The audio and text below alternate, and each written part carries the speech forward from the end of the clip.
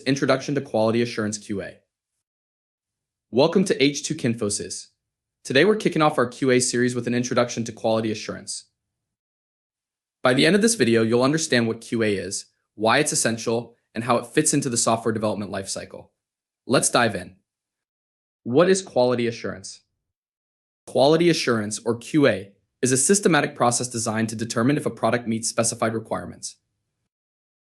It ensures that the final product is free of defects and performs as expected. QA involves activities such as testing, inspection, and process improvements.